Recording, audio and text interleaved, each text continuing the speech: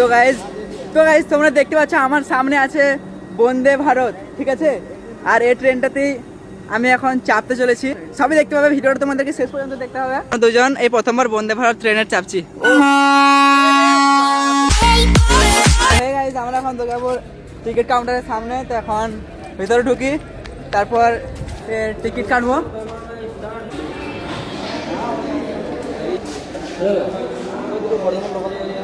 Local ট্রেনটা সময় আছে, তার আগে এক্সপ্রেস গাড়ি আছে 12টা 20-এ।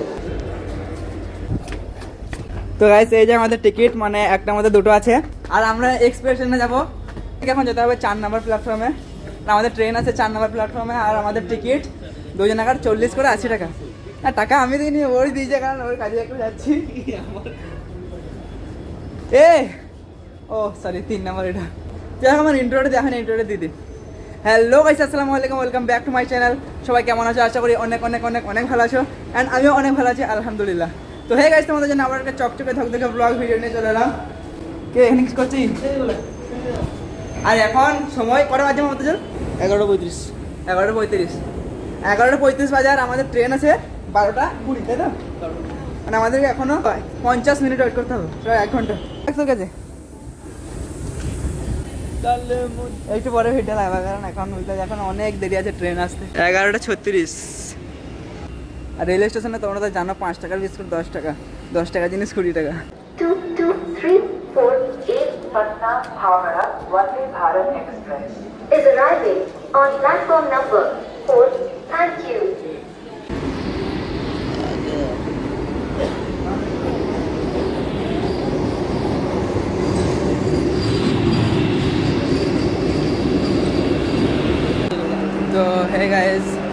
তো গাইজ দেখতে পাচ্ছ আমার ডান সাইডে যে ট্রেনটা আছে, এটা কিন্তু বন্দে ভারত, ঠিক আছে।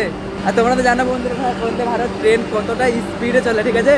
তো এইটাতেই আমরা এখন চাপবো, আর সবই দেখতে পাবে, ভিডিওটা শেষ পর্যন্ত দেখতে হবে। নাই। তো গাইজ তোমরা দেখতে পাচ্ছ আমার সামনে আছে বন্দে ভারত, ঠিক আছে। আর এই ট্রেনটাতেই আমি এখন চাপতে চলেছি। সবই দেখতে পাবে, ভিডিওটা তোমাদেরকে শেষ পর্যন্ত দেখতে হবে। দুজন এই প্রথমবার বন্দে ভারত ট্রেনের চাপছি। মেরে দিল, আরো ছেড়ে দিল। আমি এত স্পিড। আমরা এখন ভাববে যে বন্দে ভারত চলে গেলো, কিন্তু আমি কোনো গেলাম না। আসলে এমনি বললাম আর কি, কারণ ওটাতে চাপলে 2400 টাকা ফাইন লাগতো।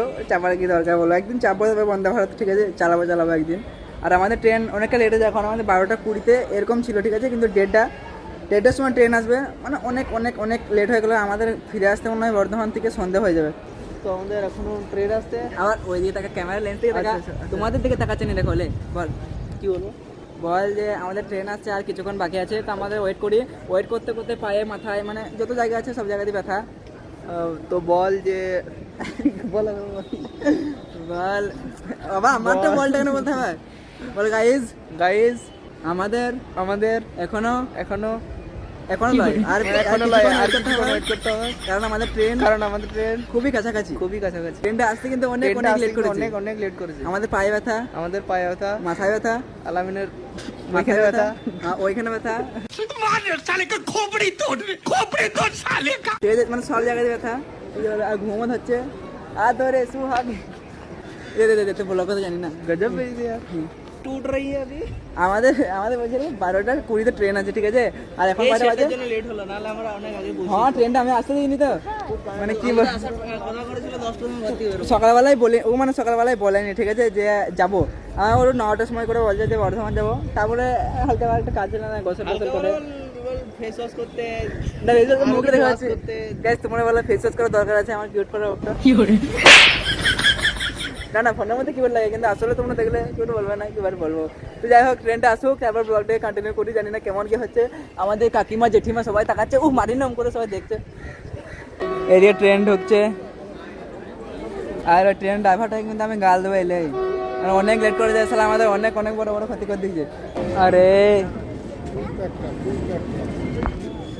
এত ভিড় মামাতাজুল, চাপবো কি করে? अबे